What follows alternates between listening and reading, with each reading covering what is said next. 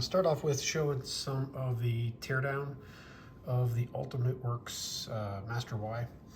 In order to get the chassis out and whatnot, it does have a retention screw that is actually very, very well hidden. We'll first remove the lower section here to show the chassis. So you have an 18350 kill switch speaker. That's basically all that you will be able to see.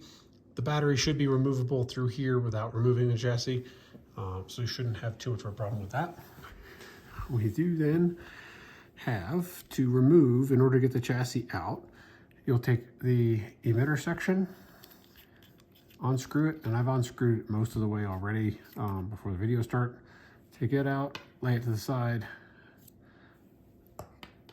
take that out, and then this sleeve slides up and off to reveal this little hidden set screw.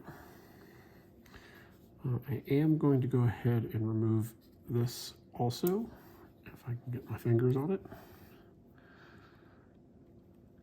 This plate is held on with a magnet. So you take that out, and then a little plunger comes out. This plunger falls inwards. A little bit of a pain to put it back in. So when I remove the chassis itself, I'm going to keep it so that's pointing down towards the table, and that way it stays in place. Take our Allen key, back it off about a turn. Again, try not to lose that little set screw, that little plunger. Just gonna take it out all the way here for the video. And then here we have your two switches. These are the originals from the original kit. Proffie 2.2, stock V3, short pins, just because of the blade depth on the overall hilt. Much to learn you still have. Master Yoda. That's the auxiliary. Main blade. And then just line these up. Again, trying to keep that little plunger on the auxiliary in. And then if you look in that hole, you'll see when you have it aligned properly, and you can also test it here. If the auxiliary is clicking, then you've got a good alignment.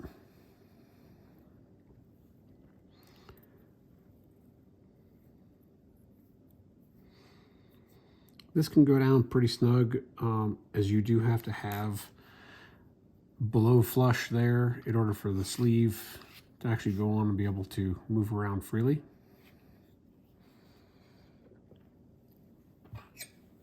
This, I'm just lining this up off camera here. You line that up, and then this slides back in through.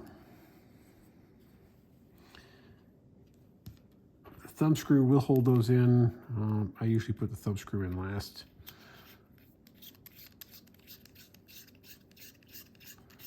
It's got some pretty heavy duty threading here. It goes down until it hits bottom and snugs.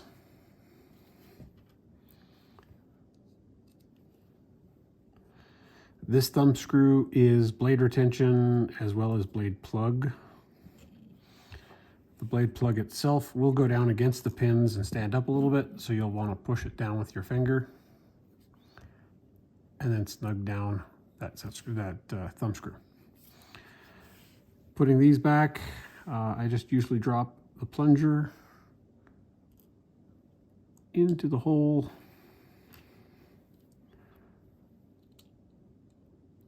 and then you can line up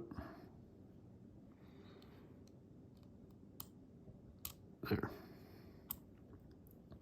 The magnet on this plate is not overly strong. It is the one that came originally with the hilt. So, you know, it works. If I don't believe I can get it out. It's just set very deep in there. Possibly you could maybe add one to the screw that holds the control box on, if you really wanted to hold it any tighter. But like, I mean, it does stay in place. The config on this is similar to exactly what's on the little one master chassis in the video demo, so I'm not going to go through the whole thing. And obviously it is OS 6 with gesture ignition, swing on, twist off. Those are my usuals that I use.